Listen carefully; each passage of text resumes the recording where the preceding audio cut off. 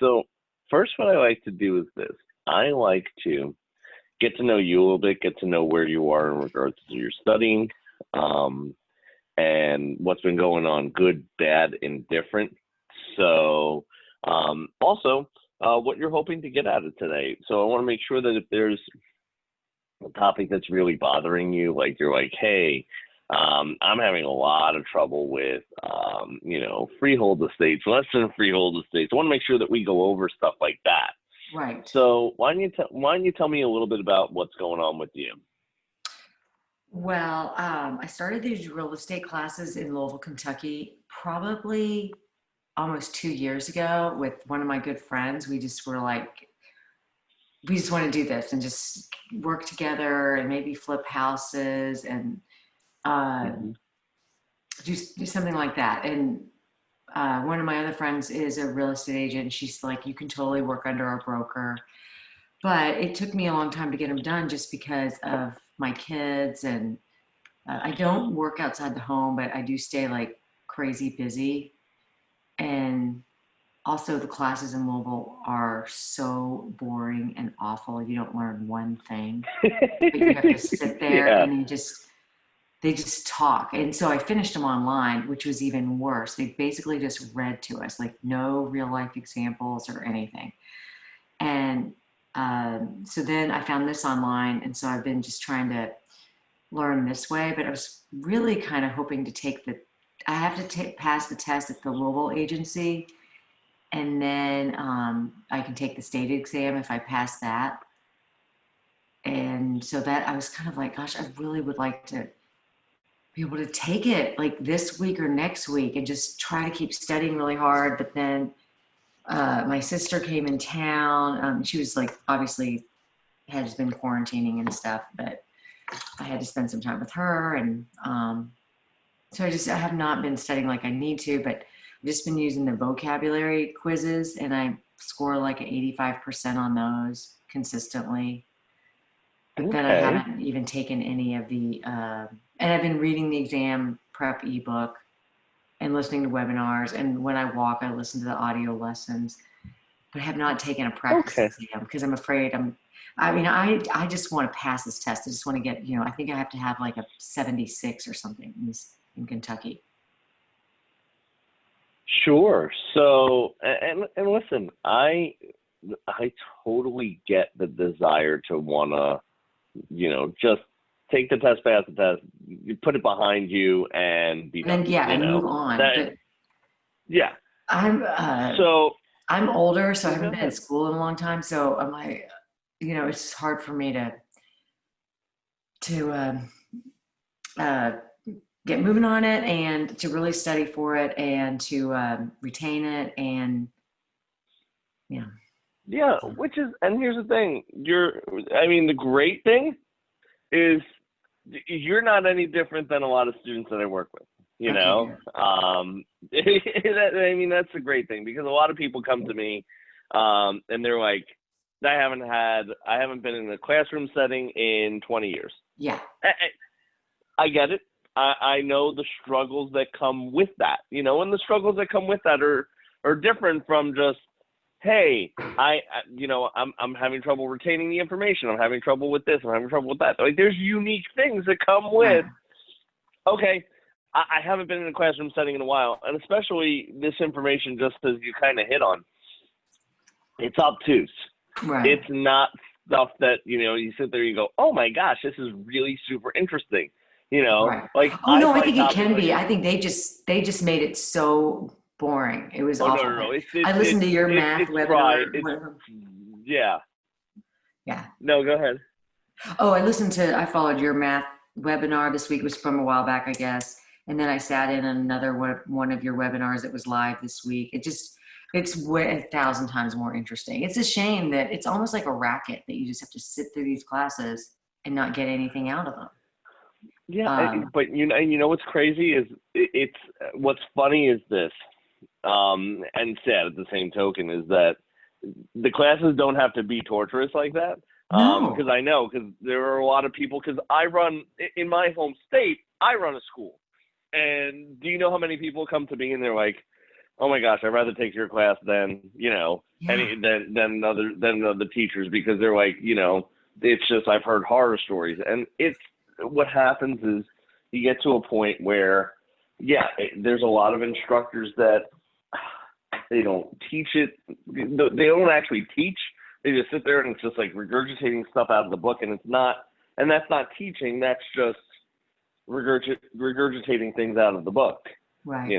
So a lot of teachers, that's their MO. That's their, okay, this is what I'm going to be doing. So yeah, I mean, I know that there are unique challenges that come with, learning real estate. So let me ask you this. How much are you studying a day when you sit down to study? I am probably studying in total about an hour and a half, because I take a vocab quiz and then I'll listen to a webinar or, just the video. There's been a couple more solid days where it was like 3 hours, not solidly sitting, but when I'm just getting 3 hours of real estate studying, you know what I mean, in the various ways that you have on the site. But when I was listening to your webinar this week, maybe it was Wednesday in the evening, I saw that there was private tutoring, and I was like, oh my gosh, this will help me get we can gauge where I am and if this is even realistic for me to take it later this week. Well, so a couple things about where you are and when you're ready to take tests and stuff like that. So first and foremost, I always tell every single one of my students, it's a brutal test. It's a test that, listen, if it was an easy test, I wouldn't have a job. Right. Right. So I'm somewhat grateful that it's difficult, but here's the thing: you have to understand. And I think it's important to understand this, the why behind the difficulty. People don't really get why is this test so difficult? And there's two reasons why people fail the test. There's only two. It's either a lack of knowledge. And right. Here's the thing. I will tell you this. Typically, most of my students do not have a lack of knowledge problem, okay? Because most of the time they're studying their butts off with information. Most of the time they're doing that. They're sitting there going, I have to shove information in my head. But where people go wrong is they're shoving all this information in their head. Yes, great, but they are actually not focusing on reading comprehension test taking skills, their anxiety. I feel like I get the answer. I have better luck because before I got it, when I was doing the classes online, finishing up a couple weeks ago, I was taking a lot of practice tests in the textbook. And I feel like I do better if I read the answer first, because it's like, okay, I get what it's going to be about. And then I just read the question. But if I just read the question and then look at the answers, I almost do worse. But do you think there's any truth to that? Because I asked my kids, one's in college and one's, think they said the same thing. I'm like, well, that's just crazy, because I read the answers and I'm like, okay, now I get my brain's wrapped around what this is going to be. What happens is, I think that a lot of adult learners try to figure out different ways to approach things. Mm-hmm. And I always thought the reading the answers first is a poor way, because what happens is, if you have a modicum of success that way, people think that it's correlative, meaning that the two are related to one another, when in fact it's probably more coincidental than anything else. Okay. Because one of the words is just a dumb word, so that's not going to work. So now you're down to 75%. Well, here's what it comes down to. What it is this. The reason I don't like the read the questions first, and I'll tell you, is because you typically create a narrative as to what the question is going to be. Right. And that's before you read the question. The questions, I used to write questions for tests. Okay. The questions are written very straightforward. They follow a very linear path. So literally what they're asking you is literally what they're asking you. Like there's no, don't infer things, don't look to, no. It's, if they Okay. say, I won't do it anymore. what, yeah, if they say, what color is the brown fox, don't sit there and go, do they mean the fox is maybe yellow? Yeah. Like that's what people do. And I tell people all the time, I'm like, I get the desire to want to, go down certain paths, because again, what you're looking for is this. People are genuinely looking for, okay, help me understand the questions, help me understand how I'm going to tackle this. Right. And like I said, I personally just think that creates a narrative in the head. Okay, I won't do it. That could be further from what the question is. But here's the thing. I like that so a couple of things that I like about that, like that you're sitting there saying, oh, I think I feel like I'm doing better with that.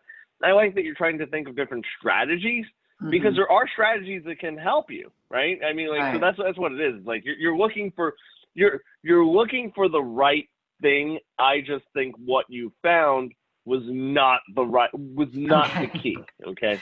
Yeah. So that being said, how is your anxiety, you think, about, going in and taking this test? Where do you think you are if you had to give yourself a score on a scale of 1 to 10? I am not anxious, which is probably part of the problem, because I know it's going to be very difficult.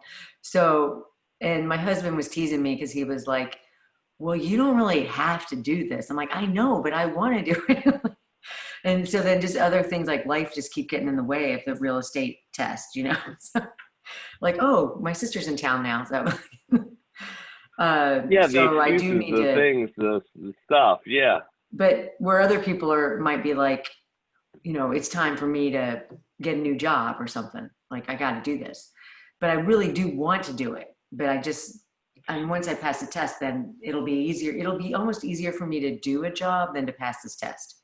So, does that make sense? So here's what, no, 1,000,000%. So Okay. let me tell you where, and I could tell you're very sharp. There's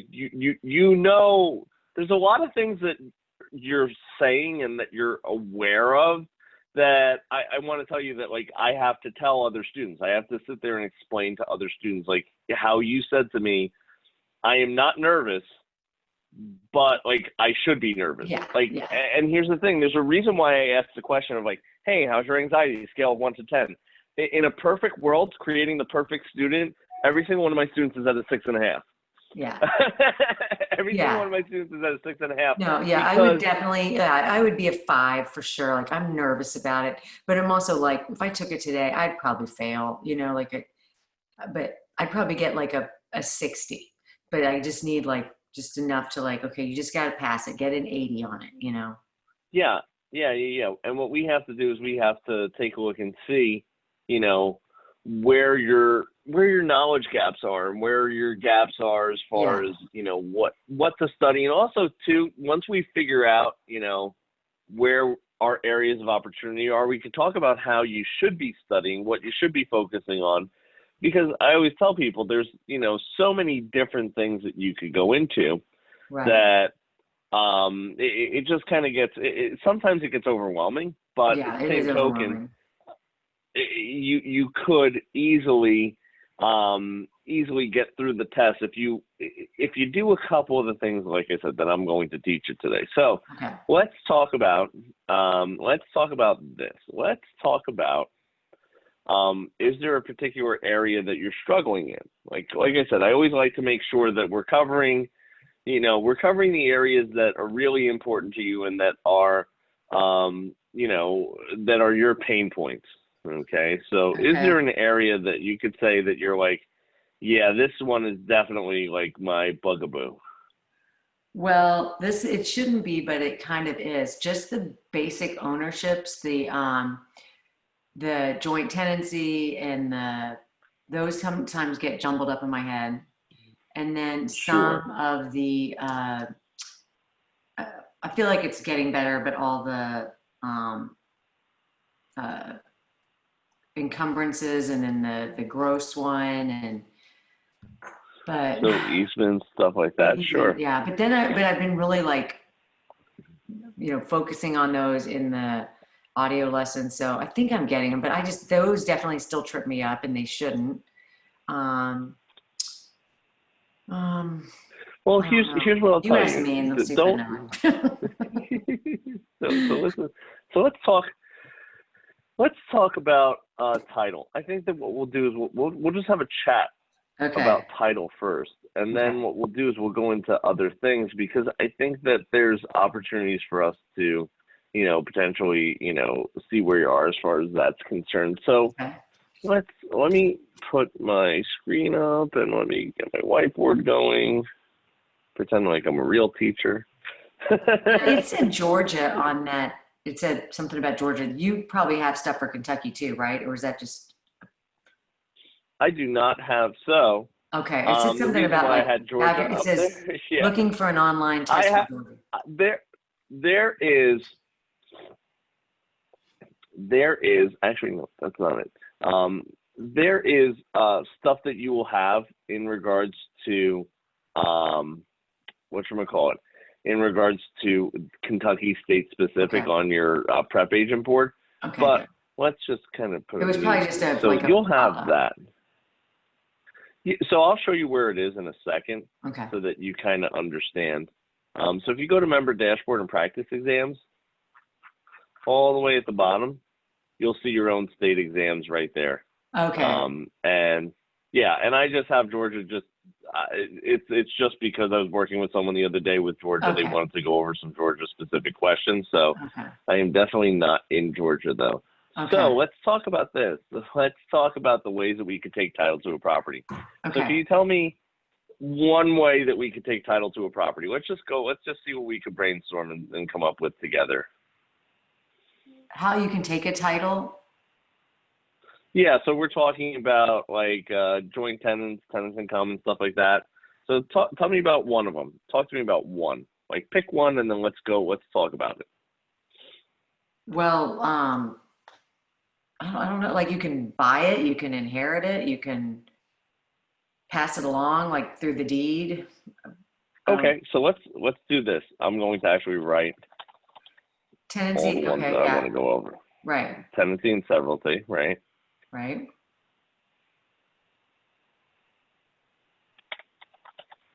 Tenants in common. Okay. Joint tenants. And I don't know how you take title as far as married couples in your state, so we'll skip the last one. So talk to me about tenants in common. What is tenants in common? They all have a mutual interest in a property. They all share the ownership in it. You can sell your interest and then your part goes back to the other partners, tenants in common. What do you mean your part goes back to the other partners? I'm not following that one. Oh, I thought if you sell Explain that to me. Well, like if you die, your interest goes to them. Like they just own. So if it was split up into quarters, now they own. Your quarter went back to them. Okay, that is not tenants in common. One of them? Okay. That is rights of survivorship. Okay. And that is joint tenants. Okay. I'm going to make it really super simple for you. You ready? Yeah. So let's first knock out of the way tenancy and severalty. What's tenancy and severalty? What is that? That's like married couples, right? Where you own it together, you're not separate, equal ownership, equal interest. You can't sell it without the other person's permission. Rights of survivorship are in that. What else? I wish I could give you even partial credit for that. That is very far off. Let's talk about tenancy and severalty first, okay? Okay. That is when you own property, okay, and your ownership is in severalty. And here's what severalty means, okay? Severalty means that you have severed interest no one else owns it with you, okay, you have severed interest to the property. Okay, what that means is you own it by yourself. Right, but I thought that married severalty. people, we own it together, like, because we're one person in marriage. No, they would never own it in severalty. They would never own it in severalty because those are still two individuals. Two people, okay. Might be that way in Kentucky. I feel like the guy said that, but okay. Yeah, no, it's definitely not severalty. So what happens is this. I'm kind of curious what kind of, you do community property in Kentucky. Several states have marital property. Kentucky majority has equal distribution common law. This means marital property is automatically assumed. Okay, yes. So what happens is this. In Kentucky, you probably will have, you do not have common, it seems like you do not have community property, okay? Okay. You're a common law state. So let's talk about what that basically means. And we'll get into that when we get into the difference between tenants in common and joint tenants. Okay. So tenants in common, and let me just make this clear, so severalty is one person or one company, okay? So it's just one. You own it with severed interest, okay? You're severed from everyone else, okay? You're severed from anyone else. Now, that being said, okay, if you're severed from everyone else, okay, that means that there's no one else involved in that ownership, okay? So there's, at no point is there ever going to be someone who owns with you, okay? So you are severed from that ownership. Now, that being said, tenants in common. I usually say this is set up for common people. This is set up for people who are, who maybe have, who are, investors with one another. They're common to one another. So tenants in common is more than one person, okay? And it allows for unequal shares of interest, okay? So typically, like I said, investors, people that are common to one another, okay? Like if you and I just said, hey, let's go buy a property together, okay? And let's go buy an investment. We probably would take title as tenants in common, right? Okay. So now we get into joint tenancy.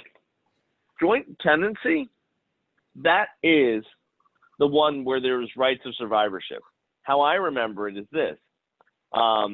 These are usually people that you would be willing to share a joint with, okay? This is typically friends, family, stuff like that, that what happens is you want, upon your death, your ownership to dissolve into their ownership. So you want to basically give them your ownership share, right? So like my wife and I, we own our property as joint tenants, meaning that when we have a situation where one of us passes away, the other one automatically gets their half. Yeah. Okay? So it's just automatic done, so you can't devise it. Now, maybe that's what was getting mixed up with the tenancy and servility. I think so tenancy and severalty is just severed interest. Okay? Okay. So so that's why it's one person, one individual. Now, when it comes to joint tenants, you have to have what's referred to as the unities of time, title, interest, and possession, which is TTIP. And do you remember reading about that or learning about that? Yeah, that's what So exactly. Can you tell me a little bit about that? What that is when I say that you have to have the unities of time, title, interest, and possession? Well, you both have to have maybe be on the title, and you both have to have the possession of it. You live there together, usually. Probably going on. So what I'll do is this. I'll clarify for you a little bit. Okay. What happens is this. You have to have the unity of time, meaning that you take the property at the same time. The same time, yeah. Right. You have to be on the same title, acquire it on the same title, okay? Yeah.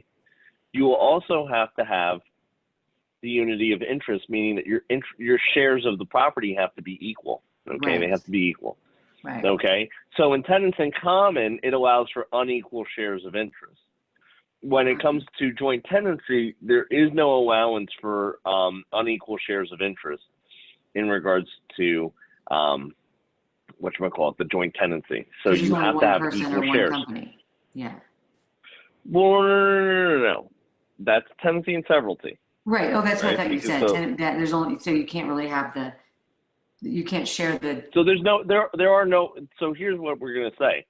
There are no requirements for tenancy and severalty, other than it just be one person. So there's no rules for that, other than because it's one person. So they have the whole pie to themselves. Okay. Yeah. They have the whole entire pie to themselves. They don't have to say, okay, here's what we have to do. Here's what we have to. No, there really isn't, again, any rules in regards to that. So that's not something we really have to concern ourselves with or worry about too much. Okay. So tenancy and severalty is always one. Joint tenants, you have to have those unities because you have the benefit of rights of survivorship. Okay. Right. Meaning that those each owner, once upon their death, they would have their ownership dissolve into the others. So you have to have the unity of time, acquiring the property at the same time. Yeah. The unity of title, on the same title, interest, all interest must be unified, Right. and possession. They all come into possession of the property all at the same time. Okay. Yeah. So And the those tenants are in common, they required. can come and go in who owns it, but the joint tenancy, you got it at the same time. So tenants in common, yeah, it is more fluid because this is where you typically see investors, like I said, there is a little more fluidity in regards to that. And it's simply because, like I said, that's reserved for, businesses that might own properties together. That's reserved for people that are, again, like common maybe in to a one another. co-op or a fractional ownership, right? Well, not necessarily a co-op, because a co-op isn't really ownership. You wouldn't take title to a property. No, you're just buying an interest in the. You're buying shares in a corporation. Yeah. So here's what I'm going to tell you that's going to help you out. You ready? Yes.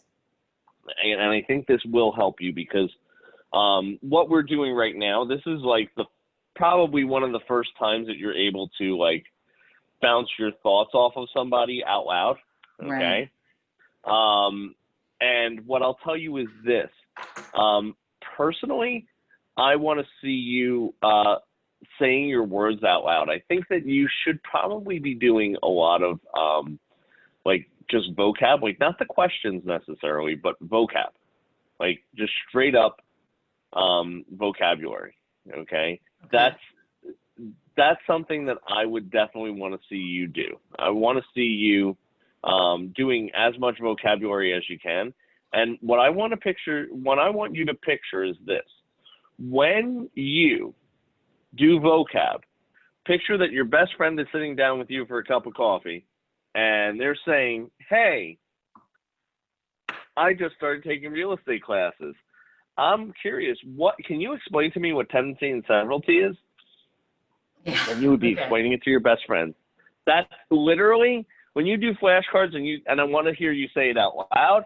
I want to hear you because I've been doing the vocabulary quizzes and I'm getting 85s on those, but at the same time, I probably, I can just sort of pick through the answers, but maybe not really be able to spit it back out. So here's what I'm going to tell you, and this is what I say to all my students who, really just like I said, you're very sharp. You know a lot of where you are as far as you're very self-aware of what's going on with your studies, which is very good.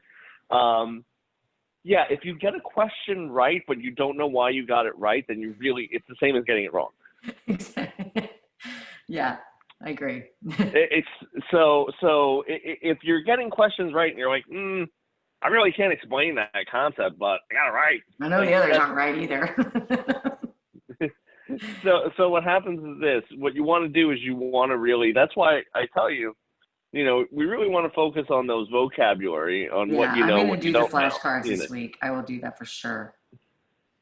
Yeah, and I want you to talk it out, just like, you see how, like, I'm saying to you, I'm forcing you to say, okay, what do you know about this? Okay, what do you know about that? You see what I'm saying?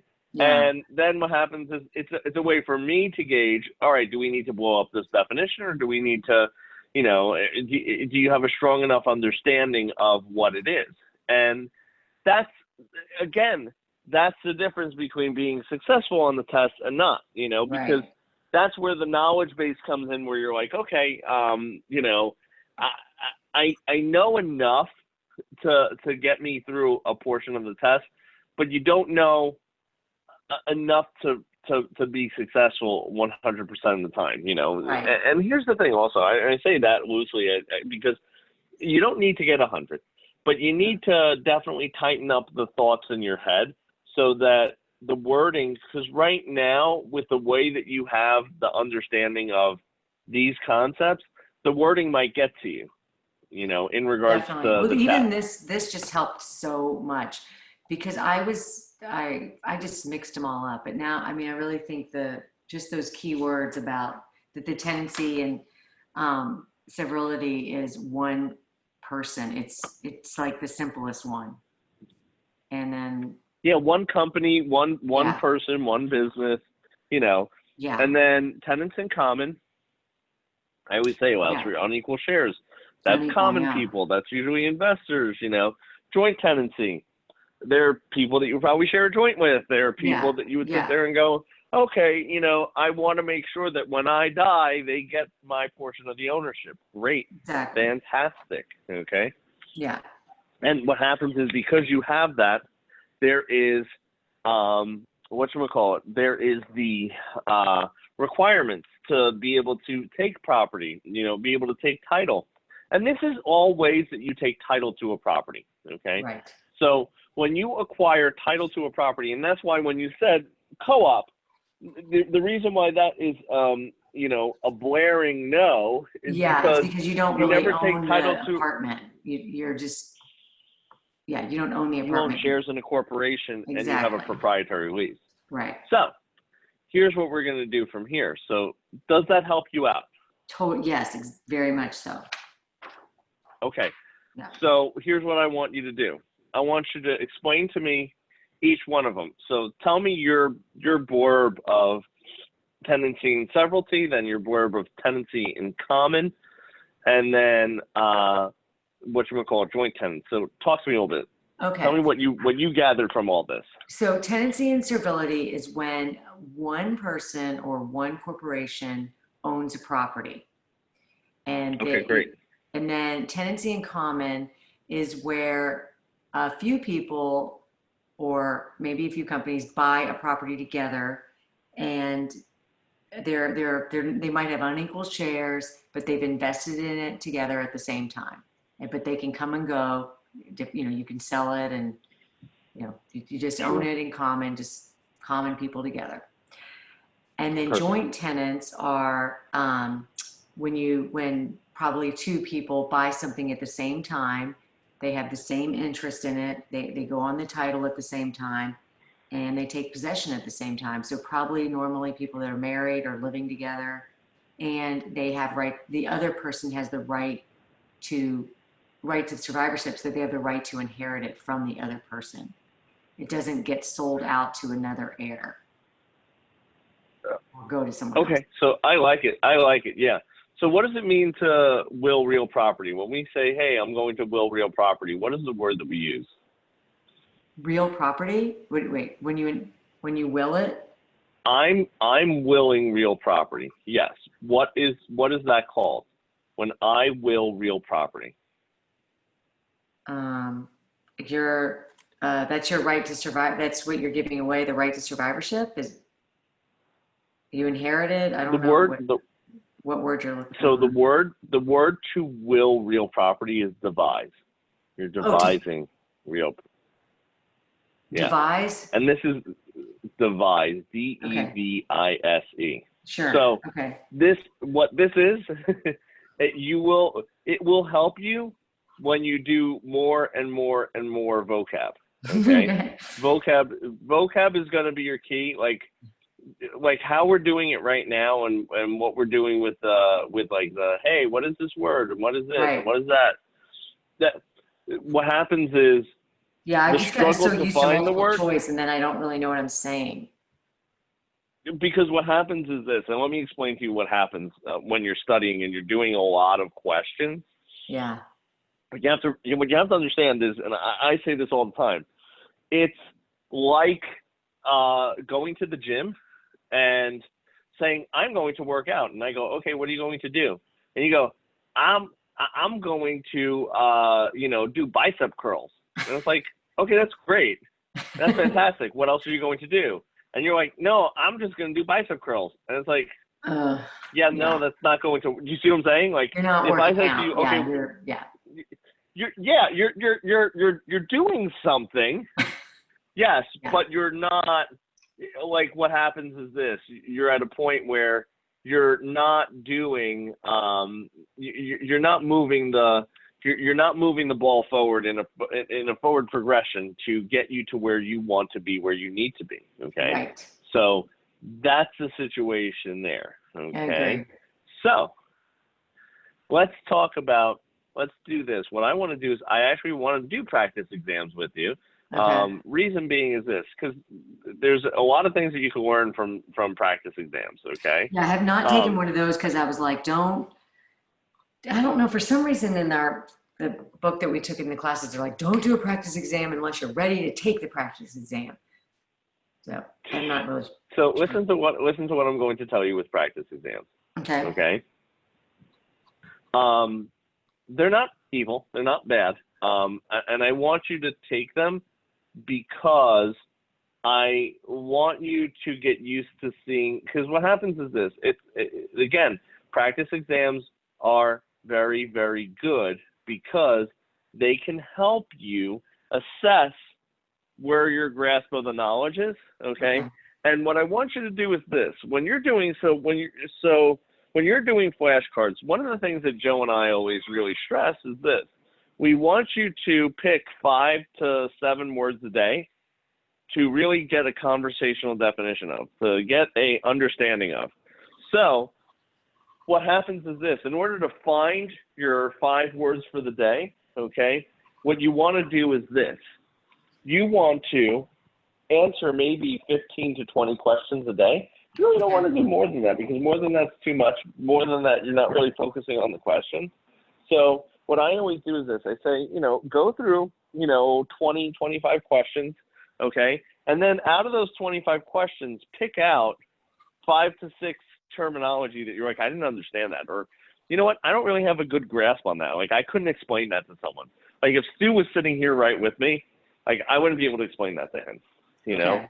So that's what you really want to do. You want to get a good conversational definition of the word. You want to be able to sit there and go, okay, like, I know what that is. And what happens is this. You want to go over your 5 words a day or your 7 words a day in the morning when you first, get up. You're like, all right, I'm bright-eyed and bushy-tailed. I'm ready to do this.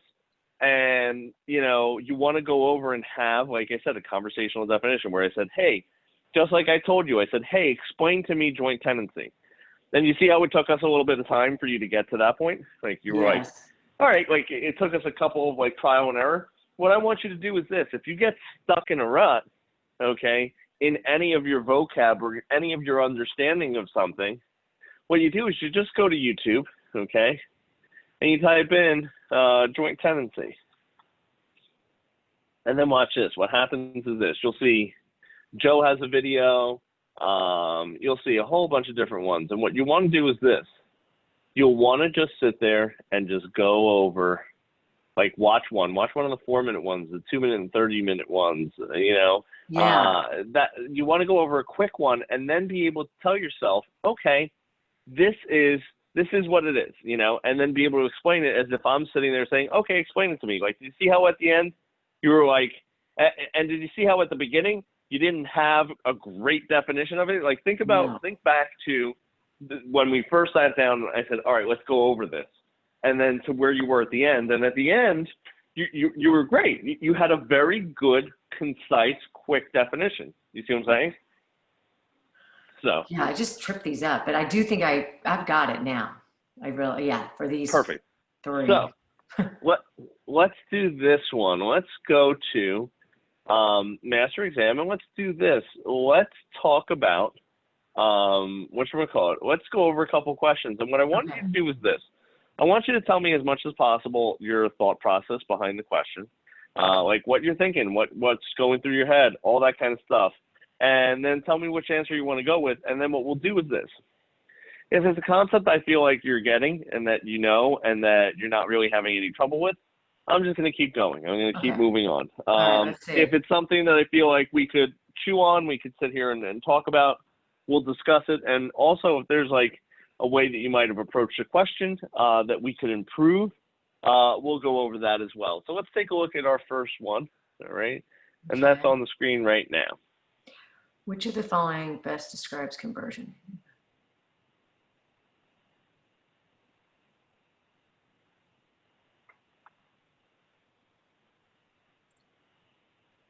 Okay, so this is not co-mingling. Which of the following best conversion? Using funds from a business account for personal use. That would be co-mingling.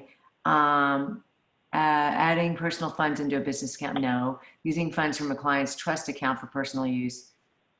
It's the same as the first one, it almost seems like. Accepting it. I don't know. I guess I'll just go with the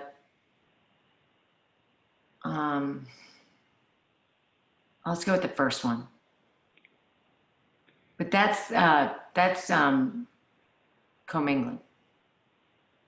So it's because the first one is co-mingling, right? When you take like the escrow and use it for personal use.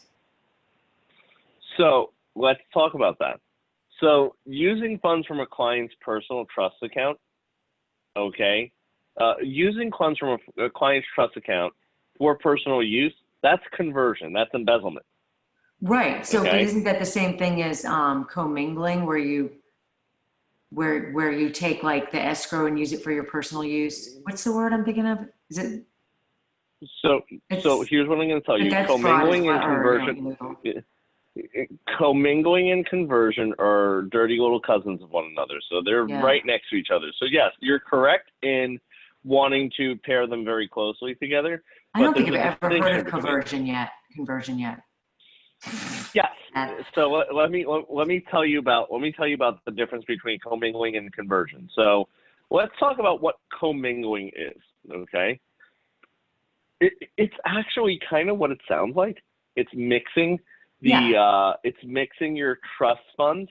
Okay. So your escrow and trust funds with your operating funds. Okay. Yes. So what happens is this: when it comes to co-mingling, it's just the mixing of the funds. Okay. So when you co-mingle, when you co-mingle, you're mixing them. Okay. So you're putting them in the same account and mixing them, but you might not have committed a crime yet. And the conversion is when you actually used it. Let's just say this. Mixing of the funds is illegal. Yes. Okay. It's an illegal operation. Yes. But it typically happens under the guise of a more innocent, occurrence. Like, right. I'll give you let me give you a real world example. I had my escrow my escrow funds and my commission and expense funds for one brokerage at the same bank. And literally what my admin did like 5 or 6 times was mix up the deposit slips. And literally she just goofed with she had the deposit slips for, for the escrow account when it really should have been the deposit slip for the, for the commission account. Right. Yeah. And it was just like one of those things. So what I did was I changed and I moved my escrow account to a totally different bank. So literally you had to drive to commingle. It wasn't easy to do anymore, but that's where it's like, oh, commingling has a little bit of an innocence to it. Yeah, it does. It has a Yeah, little it's bit of like an it could innocence to easily it. be even more like, I don't want to say fraud, but uh, more egregious because when you do the conversion, you've actually spent it. You know. Yes, yes, yes. So like Bernie Madoff, conversion, Yeah. embezzlement, like using funds, Yeah. like that's the difference. Okay, Right. is that conversion is conversion is using the funds. Commingling, although illegal, is Yes. just simply mixing them, just saying, Yeah. okay, we have one over another, so So you need to that's the keep in mind that situation. commingling is just mixing and conversion is actually using. Right. So conversion is actually using the funds, Right. For for your an personal illegal, use. Yeah. But yeah, they're both illegal. so 100%. And here's the thing. That's why this is another reason why those vocab words so important, Yeah. because you see how like when we approach this problem with the full understanding of what commingling is and what conversion is, very hard to get them mixed up. Very hard to Well, come into yeah, a and I situation where definitely you're knew like, what commingling was. I don't think I've seen the word conversion yet. I'm sure I read it, I guess, but I don't remember. So that's why I was just trying to yeah, guess. I was like, well, I guess it's as close to conversion. I mean, commingling. But so it's good to know they're it close. is very, very, very close to commingling. So that's why it's one of those situations that I always tell people, I'm like, it's very easy to get confused when you don't have a clear definition in your head. Right. Super easy to get confused, So a lot of people do end up having a little bit of confusion as to, okay, so what is that again? So what is this one? Yeah. So yeah, that's the situation there. So let's go to the next one, because I think Okay. we chewed on that one enough. A judgment lien filed in a county usually covers only the debtor's personal property. There was real personal property in the state.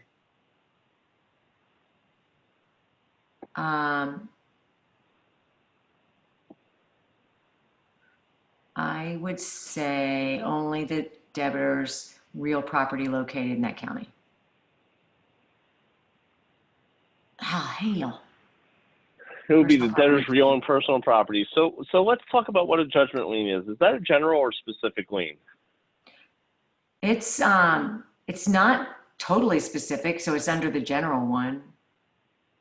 Okay. So a judgment lien, what is that? Because So so a like, what mechanics is a lien, judgment? that's specific to, like a Well, trade. let's here's what I'm going to tell you. One thing at a time. Okay. What is a judgment lien? Well, let me, it's, I think it would just be, it's just a lien against a property where you owe someone else some money. And so they recorded a lien to make sure they get it. That you can't sell the property until that lien is paid off. So it's involuntary. So here's the thing. You can't, so let's talk about this for a second, okay? Okay. So what happens is this, okay? A judgment lien is when you have a judgment against you in some manner, shape, or form, right? Okay. It's when you have a judgment against you. Okay. So typically, what has happened is this. Typically, you have a situation where you lost a lawsuit of some sort, or some sort of judgment has been won against you. And here's something that I'm going to tell you that I'm observing, okay? You're a fast talker, okay? You have a little bit of speed to you. So what happens is this, and I think that this is why you're finding this is kind of the reason why you were finding success with the questions first, and I kind of realize it right now. Listen to what it is. It forced you to slow down. You have, like, I was asking you, so here's what happened was, I was like, this is what happened. Your brain was going a mile a minute, okay? Mm-hmm. And with your brain going a mile a minute, you literally, I asked you, I said, okay, so what's a judgment lien? And you were going, well, mechanics lien is this. And I said, oh, I was thinking out loud. Yeah. I don't know like what judgment lien is. Yeah. I was like, maybe it sounds general, but you were doing this. You were doing this. Like, I was saying to you, hey, what is this? What is that? And you were going, okay, so this is what this other thing is. And even with conversion, Yeah. like I was saying to you, hey, what is, what is conversion? What is commingling? And you automatically went to like other things. And Because I don't know what no, that and was. here's the thing. That's not necessarily a bad thing, but if you want to get tripped up on the test really easy, let your mind wander like that. No. Like that's an easy ticket to I gotta slow down. You need to slow it down. Okay. Like you're running into a speed problem. Yeah. And here's the thing. Maybe I am more nervous because I really don't know this now. Listen to what I'm going to tell you. Most students speed up the test, and here's what I'm going to tell you. This is like my tip du jour. This is like something I say to all my students because everyone needs to hear this. Okay. Read the question like you're reading a book to a child. If I put a 4-year-old in front of you and I gave you a storybook, you wouldn't read it like this. A judgment lien filed in the county usually covers only the debtor's personal property. You would read it like this. Yeah, and I know it's personal property too. Lien can take the personal property. Yeah. Because what happened was this: like you were at a point where you're just kind of you're rushing things. You're going into a situation where there's a little bit of speed, a little bit of get up in what you're doing, and that's causing you to stumble. Okay, that's causing you to hit a little bit of a snag where you're like, okay, you're basically getting to a point where it's too fast. And like even the way you're reading the question, too fast. So, and I don't think it's nerves. I think that just the way just the way you think, your thought process. And no one has ever. And here's the thing: if I think a certain way, okay, or I approach a question a certain way in my problem-solving skills, what happens is this. I would never be able to identify that that's a problem or a concern because to me that's normal, right? But it's when people observe it and say to me, Stu, wow, you're tripping over your thoughts here. No, that's that's really good advice because you're right. I wouldn't think that. I'm just like, find the answer, figure this out. And it's like, I could see you have this frantic, like, okay, what is this? What is that? And then like what happens is you're adding other things in. And I'm like, pump the brakes like for just a second. And, it's just getting to a point where I think that it's doing more harm than it is doing you any good. Okay. So that's a situation that I think you're running into. So what I want to see you do is really try to slow down your thoughts a little bit. Because I think that's going to definitely be a key to your success. I think that one of your keys to success is just going to be, all right, like, how do we slow down? And I think that what happens with you, I think the truth of the matter is this, that the reason why, and I think it lends itself some credence, like you're like, I do better when I read the questions first and when I read the answers first. And I think what it did was it made you slow down. It wasn't that it wasn't what you were doing that helped. It was the fact that you slowed it down. Because I think that when you go through the question and then you go to the answers, I think that you actually just do it too fast. It's like a snowball going down a hill. Like I hear it and I'm like, whoa. Like it's like super apparent. So I think that when you had a methodical, like I'm going to read the answers first, you slowed down. And here's the thing. What you have to do is this. You have to think about that. You have to be like, was I being successful because I slowed it down? And I was like, had it like a process? Yeah. Do you see what I'm saying? Right. And I think that in my observations from my 12 years of doing this, I think that's why you found success there. Like, I think that it wasn't necessarily, like I said, I think that, what you were doing was not the best. Right. But at the same token, what it caused you to do was what you need to do, which is that, okay, you need to slow it down, Yeah, I think that because you have it. you have a speed to you, you know. Mm-hmm. And here's the thing. I don't think it's just one of those things that you just need to do that. So if you do a combination of the of learning your vocab, getting it down, and slowing it down. Literally, what you want to do is each question that you read, it's like you're reading a book to a child. And everyone knows that tempo. Everyone and their mother knows that tempo. That's right. The cow jumped over the moon. A judgment lien filed in a county usually covers blank. And that literally, that is home base for you. It's dum dum dum dum dum dum.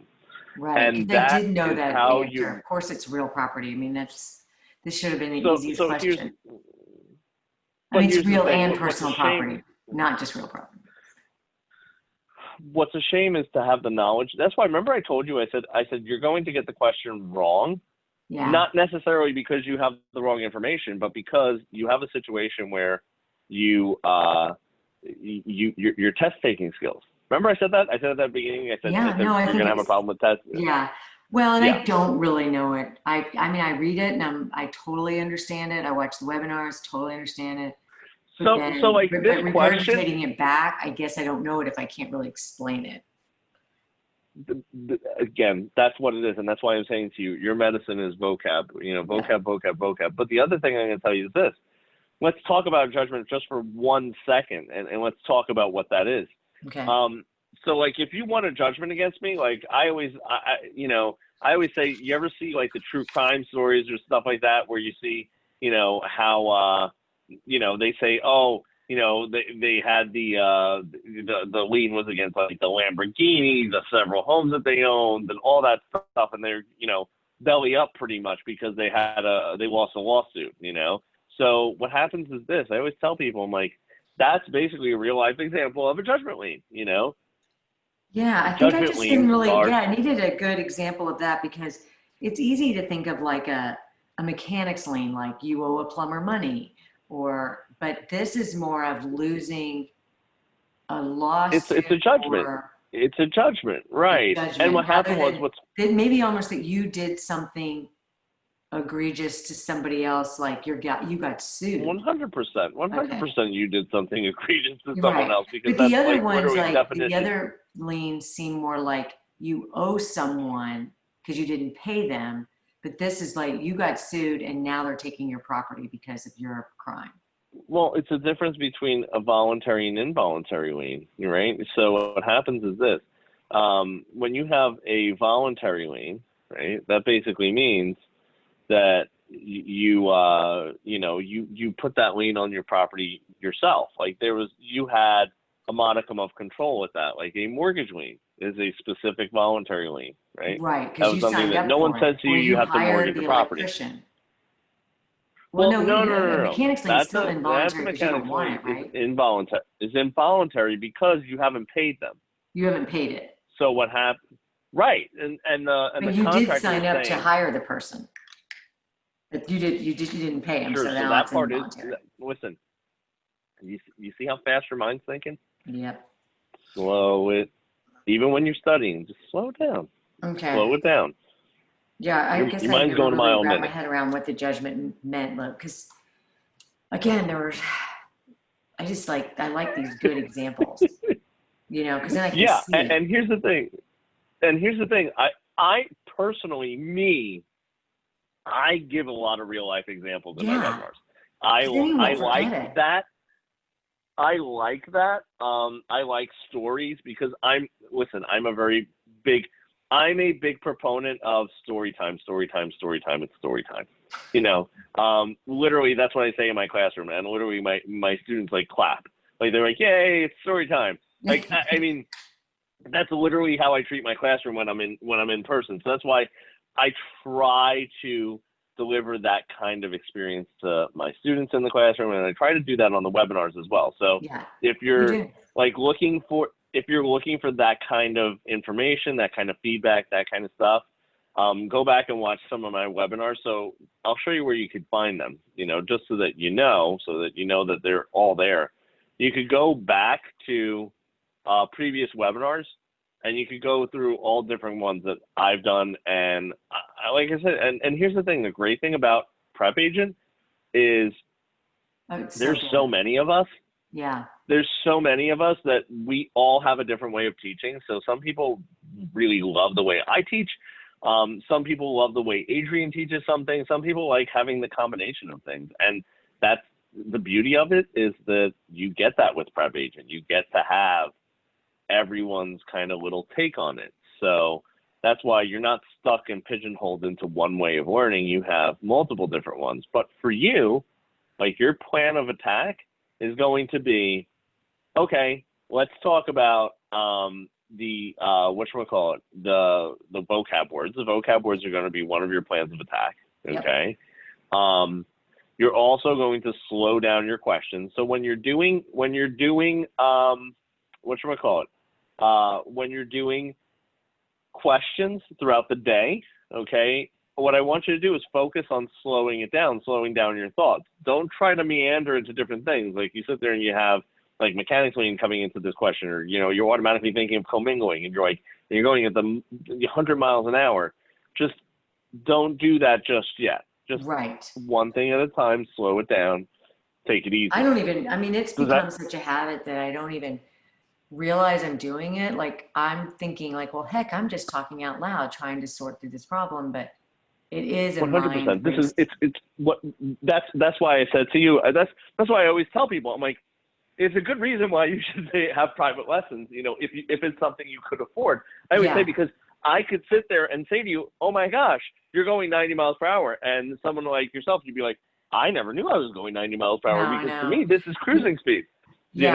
So yeah, that's absolutely 100% one of the reasons why I like to go through questions. Well, and I want to do the private lessons so that I have, I think what will work for me is having a date in my head to take this test. Like, last week I went ahead and got the fingerprints done just because I want to be ready to go. And I thought it was going to be tricky, like in this time that we're in. There's a pandemic. Mm-hmm. Listen, absolutely. And something I want you to know is, are you a member of the Facebook group? Our Facebook but I don't look at it very much. I don't, I posted something for my mom's birthday yesterday, and I haven't even looked to see if anybody liked it. I'm bad about Facebook. What I'll tell you is this. The reason I love the Facebook group, and this is one of the reasons why everybody's I tell putting their pictures up to see which one do you like. Yeah, they do the which one you like. I love that. But something that I really do like and I enjoy is I enjoy being able to interact with people and be able to understand, like, something that I think that is important for you to hear is that you're not alone, and all the things that you're feeling and all the concerns that you have, you're not alone, No, so that's why it's a very positive Facebook page for sure. So that's the reason I tell my students, I'm like, make sure you're on the page, because it's something that a lot of times when you're sitting there, you're like, I don't know if there's anyone else who's experiencing this with me. I don't know if I get it. And I think it's like positive. I did look at it last week, and it was helpful because that's how I knew your webinar was coming up. I think it was on, I wonder which one I watched. Maybe it was finance. I think it was, because you did the Pabst Blue Ribbon thing. Or no, maybe that was that was my math one. Yeah. There was another one I watched that was live this week. Listen, there's a ton. I always do multiple ones every week. So but it was that Facebook page told me when it was. I would have never really probably realized it was coming up if I hadn't. Yeah, I usually like to post that up there and put up there that, hey, this is what's happening, this is what's going on. And again, I think that you have a lot that you could work on. Yeah. It's just a matter of implementing it into a way that, makes sense for you, right? So I think that's the key. I think that's the key for you, is just implementing it, just the doing. Yes, I want to make this a priority. I want to just pass this test so I can move on to the next thing. And, you know, there's no excuse except that I just haven't made it a priority. But I am, like, this past week, I have been, you know, putting in a good, you know, hour and a half a day of just listening, but not the way you said. Like, I really need to just, instead of just like taking the vocab quizzes, and I mean, because the questions he has in the vocab quiz are they're pretty simple, you know, so you can almost get to be where, like, you're just getting them, you know what I mean, but not really able to explain. I totally get it. I totally get it. And I think that you have a good plan moving forward. You know, Yes. I think that you really do. You have a good structure that can help you and can help you get to where you need to be. So it's just a matter of literally implementing it, you know. Yeah. That's what it is. It's just implementing it. It's just getting it to a point where you're getting it done, getting it taken care of, you know, no excuses. That's it. No excuses. Well, maybe I'll set up another session for next weekend or next week. Maybe schedule me like sooner rather than later. Sooner rather than later, because I book up. Look, the only other thing that I want to ask you, because I sometimes feature some of my private lessons for students to go on and look at on the YouTube channel so that they understand what we do in a private lesson. So I think that we learned a lot here today, and I think that we uncovered a lot of things that might help you pass the exam. So would you mind if I share this with people in the future? No, of course not. Go ahead. I mean, yeah, absolutely. Awesome, cool. Yeah, I just want to make sure it's okay with you, because some people are like, no, I don't want. Well, they'll be like, wow, she's an idiot. Great. No, I think that because I certainly smarter than that lady. What I'll tell you is this. I think that what I really liked about today, and especially with your lesson, is that you came to the lesson with something that you were like, I think this works for me, but I don't think you understood the why. And I was like, I think it's just accidental. And then I see how you answer the questions, and I'm like, I understand why that helps you now. It's because that method just made you slow down. Well, I asked both my kids, who are excellent test takers because they're in school, and they're like, no, that's not what. I'm like, no, I do think it helps when I read the answers first. No, and here's the thing. Yeah, and here's the thing. And the reason why is because when you have a method, it forces you to do something that there's an ancillary benefit. It's slowing you down. And you can even tell your kids, and I think your kids would understand then too. They would be like, oh, yeah. Like you could be like, you know what I mean? Like they're so good at, like, you know, they have to take the ACT, and then of course they're taking classes all the time. So, but they certainly didn't think about how my brain works, but they were like, nope, no one has ever said that. There's no truth in that. Yeah. And it's because for you, it was just causing you put a method in place. Here's the thing. What it could have been is it could have been almost anything. You could have just been like, my method is that I'm going to spell bananas before I answer the question. And all it would have done was cause you to slow down. And here's the thing. If you told your kids, look, I spelled bananas before I answer the question, they would be like, well, that has nothing to do with anything. But what it's doing is causing you to slow down. It's putting a process in place. It's putting a speed bump in place for you so that your brain just doesn't trip over itself when it's going into the question. Right. I think they're right. You know, I'm 12 years of doing this. I'm 98% sure that that's why you saw more success doing it that way. It was just a speed bump. It was just a process that you were putting in place. Right. And I would have never, I thought I was just so brilliant that I could just look at the words and be like, well, that's a made up word. So you're just going too fast.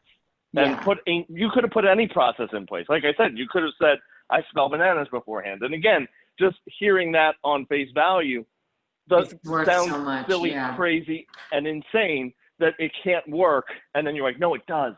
And then you realize when you see yourself doing it without the process in place, you're like, oh my God, you're going 90. Like, so any process in place is going to help you. So look, if you want to schedule another session, definitely go ahead and do that sooner rather tan later, because I do book up quickly. I'm going to book it. Let's see. I guess I'm going to look right now. Oh, did I get out of Zoom?